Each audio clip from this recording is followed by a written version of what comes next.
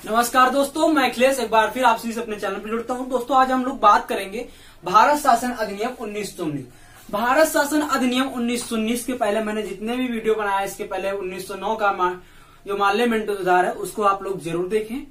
और आप सभी से वीडियो स्टार्ट होने से पहले एक छोटी सी रिक्वेस्ट है, प्लीज इस वीडियो को ज्यादा से ज्यादा शेयर करें, क्योंकि आप सभी का थोड़ा सी मदद ही हमें और प्रोत्साहन देती है और अच्छे से काम करने की। तो चलिए हम स्टार्ट करते हैं अपना आज का लेक्चर। देखो, भारत शासन अधिनियम 1919 के इतिहास के बारे में जानते हैं। तो 20 अगस्त 1917 को क्या होता है, पहली बार ब्रिटिश सरकार क्या करती है, पहली बार ब्रिटिश सरकार क्या करती है भारत में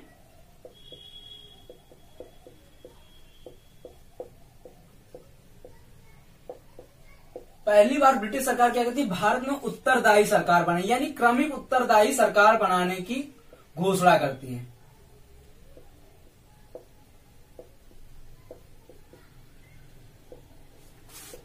बनाने की घोषणा करती है। कब करती है, तो 20 अगस्त 1917 को पहली बार उत्तरदायी सरकार बनाने की घोषणा करती है। कौन करता है, ब्रिटिश सरकार करती है। उसके बाद क्या होता है, 1919 में भारत शासन अधिनियम आता है।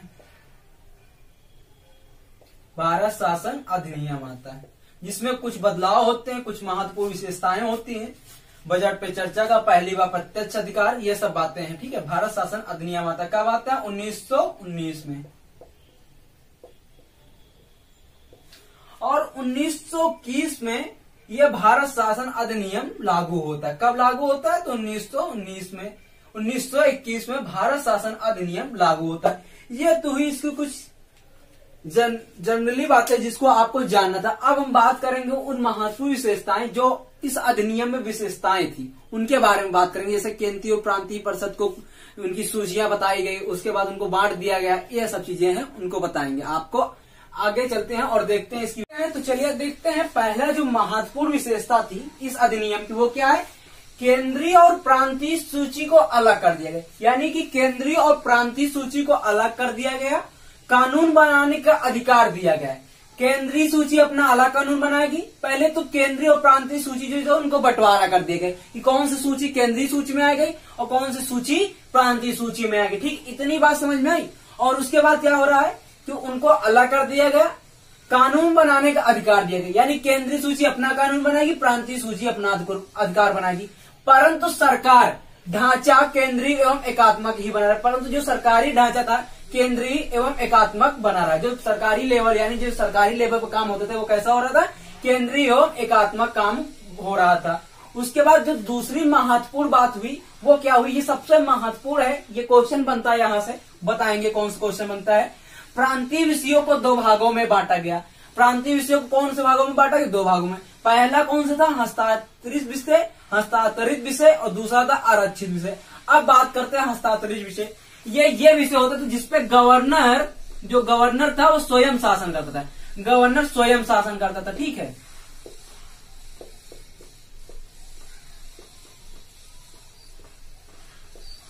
गवर्नर स्वयं शासन करता था। किसकी मदद से करता था, जो परिषद में सदस्य चुन के जाते थे उन्हीं की मदद से शासन करता था। ठीक है, तो हस्तांतरित विषय में गवर्नर स्वयं शासन करता था। किसकी मदद से, जो सदस्य चुन के जाते, विधान परिषद के जो सदस्य चुन के जाते थे उन्हीं की मदद से इस पर शासन करता था। और ये हस्तांतरित विषय जो था विधान परिषद के प्रति उत्तरदायी था।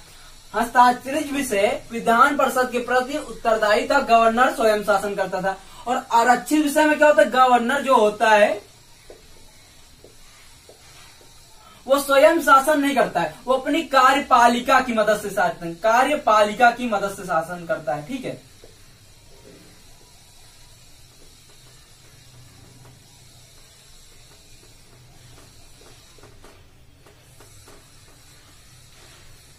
कार्यपालिका की मदद से शासन करता। और ये विधान परिषद की प्रति उत्तरदायी नहीं था। देखो सीधा से कॉन्सेप्ट में ऐसा समझो, आरक्षित विषय जिसपे गवर्नर स्वयं शासन करता था, किसकी मदद से करता था, विधानसभा के सदस्य थे उनकी मदद से करता था शासन। ठीक है, और आरक्षित विषय गवर्नर की कार्यपालिका, जो गवर्नर था उसकी कार्यपालिका की मदद से शासन करता था। यानी कि इसमें सीधी सी बात क्या समझ में आ रही, गवर्नर की कार्यपालिका की मदद से करता था, यानी कि गवर्नर डायरेक्टली इस पे नहीं कार्य करता, शासन करता था। लेकिन डायरेक्टली नहीं करता था। किसकी मदद से करता था? कार्यपालिका की मदद से करता था, जो विधान परिषद के प्रति उत्तरदायी थे। हस्ताक्षर विषय में गवर्नर स्वयं शासन करता था, जो विधानसभा में सदस्य, विधान परिषद में जो सदस्य चुन के आते थे उनकी मदद से, ठीक है, वो इसका नेतृत्व करते थे गवर्नर, लेकिन उसको डायरेक्ट लीड करता था, उन सबको डायरेक्ट लीड गवर्नर करता था, और वो विधान परिषद के प्रति उत्तरदायी होते थे। लेकिन आरक्षित विषय में क्या हो रहा, गवर्नर कार्यपालिका की मदद से शासन करते थे, यानी ये कार्यपालिका के ऊपर डिपेंड था, यानी कार्यपालिका के ऊपर निर्भर था, और ये क्या संविधान परिषद के प्रति उत्तरदायी नहीं था। और उसके बाद यहीं से आप एक चीज देख सकते हैं, द्वैध शासन का द्वैध शासन हो रहा है। द्वैध शासन यानी दो चीजों बट रही, एक ये चीज बट रही और एक चीज, यानी द्वैध शासन इसी अधिनियम द्वारा आता है। अब बात करते हैं द्वैध शासन का जनक किसे कहा जाता है, ठीक है, ये तो आप मुझे कमेंट बॉक्स में बताएंगे। द्वैध शासन के जनक किसे कहा जाता है, ये आप कमेंट बॉक्स में बताएंगे। द्वैध, अब क्वेश्चन यह बनता है किस भारत शासन अधिनियम के द्वारा द्वैध शासन का उत्पन्न होता है, ठीक, द्वैध शासन उत्पन्न होता है। तो भारत शासन अधिनियम 1919 के तहत द्वैध शासन का उत्पन्न होता है, ठीक है। अभी 1935 में इसको समाप्त कर देते हैं, वो सब भी बताएंगे कैसे कैसे होता है। 1935 को अधिनियम जो आएगा उसमें बताया जाएगा, ठीक है। तो इतनी बात तो आपको समझ में आ गई, यानी द्वैध शासन यहीं से उत्पन्न हो जाता है। उसके बाद अगली जो महत्वपूर्ण बात है क्या है, पहली द्विसदनात्मक और प्रत्यक्ष निर्वाचन की व्यवस्था प्रारंभ की, यानी पहली बार द्विसदन होंगे। कौन कौन से? केंद्रीय और प्रांतीय सदन होंगे। यहीं से पहली बार द्विसदन स्टार्ट हो रहे। कौन से हो रहे हैं? केंद्रीय और प्रांतीय। यहां से क्वेश्चन पूछेगा, आपको जानना भी चाहिए ना कि द्विसदन का मतलब क्या है। लोकसभा एंड राज्यसभा, जो प्रेजेंट टाइम में चल रही है हमारे यहाँ, लोकसभा राज्यसभा, इसको हम राज्यसभा को उच्च सदन कहते हैं और लोकसभा को निम्न सदन कहते हैं। क्योंकि राज्यसभा को उच्च सदन क्यों कहते हैं? क्योंकि राज्यसभा को उच्च सदन इसलिए कहते हैं क्योंकि इसका कार्यकाल कभी भंग नहीं हो सकता, ठीक है, कार्यकाल इसका भंग नहीं हो सकता। लेकिन लोकसभा का कार्यकाल भंग हो सकता है जब ये अपना का बहुमत खो दे। लोकसभा में जो प्रधान, जैसे प्रेजेंट टाइम में एनडीए की सरकार है, अगर वो अपना बहुमत खो दे तो लोकसभा भंग हो जाएगी कि नहीं हो जाएगी? लोकसभा भंग। लेकिन राज्यसभा कभी भंग नहीं हो सकती, क्योंकि यहाँ पे जो सदस्य होते हैं उनका कार्यकाल कितने साल का होता है? 6 साल का होता है, और हर 2 साल में 2/3 सदस्य उससे चेंज होते रहते हैं, यानी सर्किल चलता रहता है। इसलिए वहां पे सदस्यों की संख्या कंटिन्यूटी बनी रहती है, इसलिए कभी भंग नहीं हो सकती। लेकिन लोकसभा का जो कार्यकाल होता है 5 साल का होता है, और आपको पता है हर 5 साल बाद, हर 5 वर्षीय योजना के बाद एक नया प्रधानमंत्री हमें मिलता है। जैसे कि इस बार हमें प्रधानमंत्री कौन मिले हैं? श्री नरेंद्र मोदी जी मिले, यानी दूसरी बार आए। इसका इस तरह होता है लोकसभा और राज्यसभा, यानी यहां से ही पहली बार द्विसदनात्मक और प्रत्यक्ष निर्वाचन की व्यवस्था। यहाँ और प्रत्यक्ष निर्वाचन यानी कि डायरेक्टली वोट कर सकते हैं, ठीक है। प्रत्यक्ष निर्वाचन की व्यवस्था प्रारंभ की गई। दोनों सदनों के बहुमत सदस्यों को, जो दोनों सदनों में बहुमत सदस्य थे, उनको कौन? प्रत्यक्ष निर्वाचन द्वारा चुना जाता था। किस निर्वाचन के द्वारा चुना जाता? प्रत्यक्ष निर्वाचन के द्वारा चुना जाता था। चलिए हम आगे देखते हैं इसके महत्वपूर्ण और कुछ। चलिए जो आगे देखते हैं दोस्तों, आगे देखते हैं सबसे महत्वपूर्ण था वायसराय के कुल सदस्यों में 3 भारतीय होना आवश्यक था। वायसराय की जो सदस्य परिषद थी यानी कार्यकारी परिषद थी, उसमें कितने? 3 भारतीय होना आवश्यक था, ठीक है। अब 3 में से 7 जो होते थे, 7 यानी कि 7 टोटल वायसराय की परिषद में कुल कितने होते थे? 7 होते थे। 7 में एक क्या हो गया? चीफ हो गया। आपका एक क्या हो गया? चीफ हो गया। और 6 क्या हो गए? सदस्य। उन जो 6 सदस्य उनमें 3 भारतीय होना आवश्यक था। कुल 7 सदस्य, 7 में एक चीफ, क्या हो गया? ये 7 सदस्य हैं, एक अलग कर देते हैं, ये अलग हो गया, एक ये अलग हो गया। ये क्या हो गया? हमारा चीफ हो गया, यानी इन सदस्य कार्यकारी परिषद का, और 6 क्या हो गए? सदस्य हो गए, यानी मेंबर होंगे, ठीक है। अब इन जो मेंबर 6 मेंबर थे, इसको 2 भागों में डिवाइड कर दो, यानी 3 जो होंगे भारतीय होना आवश्यक हो गया। इन 3 में से भारतीय होना आवश्यक हो गया। तो आपका चौथा सबसे महत्वपूर्ण बदलाव क्या था? वायसराय की कार्यकारी परिषद में 3 भारतीय होना आवश्यक होता है। टोटल कितने मेंबर थे? 7 मेंबर थे, एक चीफ और 6 सदस्य, ठीक है। उसके बाद सांप्रदायिक आधार पर सिखों, सांप्रदायिक आधार पर सिखों, आंग्ल भारतीय और भारतीय ईसाइयों के लिए भी प्रथम निर्वाचन विस्तारित कर दिया गया। अब क्या हो रहा है यहाँ पे? सांप्रदायिक यानी धर्म के आधार पर सिखों, आंग्ल भारतीय जो आंग्ल भारतीय थे, और भारतीय ईसाइयों को के लिए भी पृथक निर्वाचन विस्तारित कर दिया। विस्तारित का मतलब एक पृथक निर्वाचन ला दिया गया। जैसे 1909 में पार्लियामेंट सुधार में क्या था? मुस्लिमों को मिल गया था, मुस्लिम लीग के बाद, ठीक है। जब मुस्लिम लीग ने डिमांड की तो वैसा ही यहाँ पे भी कर दिया गया। उसके बाद कर और शिक्षा के अधिकार पर सीमित मताधिकार। क्या था? कर यानी जो कर दे रहा, ये शिक्षा के अधिकार पर सीमित, यानी कुछ शिक्षा ग्रेजुएशन लेवल कुछ रख दिया गया कि आप इतने ही वर्ग के लोग मताधिकार से, यानी कि अभी भी प्रत्यक्ष रूप से निर्वाचन तो मिला, प्रत्यक्ष रूप से मत करने का अधिकार तो मिला, लेकिन अभी संपूर्ण जनता को, पूरी जनता को, पूरे भारतीयों को वोट करने का अधिकार अभी भी नहीं मिला।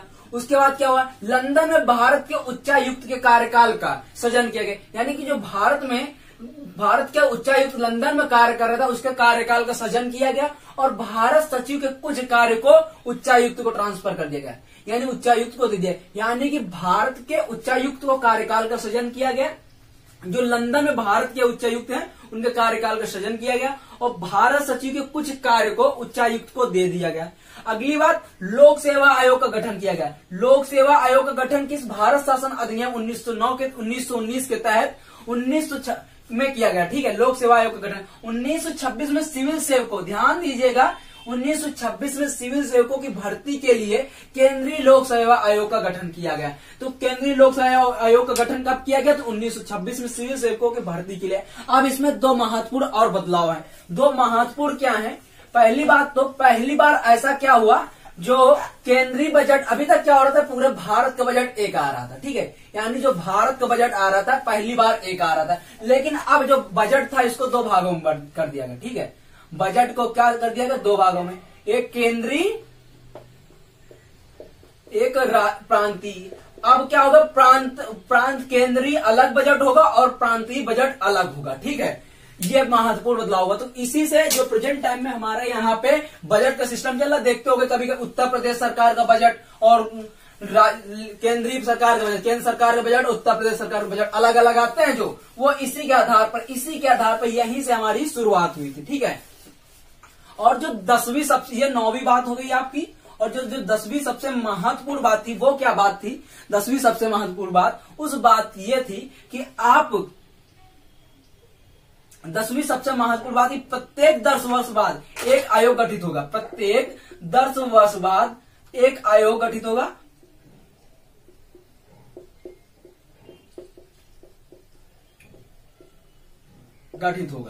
ठीक है, जिसका कार्य क्या होगा, जिसका कार्य होगा पूरी रिपोर्ट प्रस्तुत करना, रिपोर्ट कैसे की पूरी जांच करो कौन कौन सी जरूरतें हैं,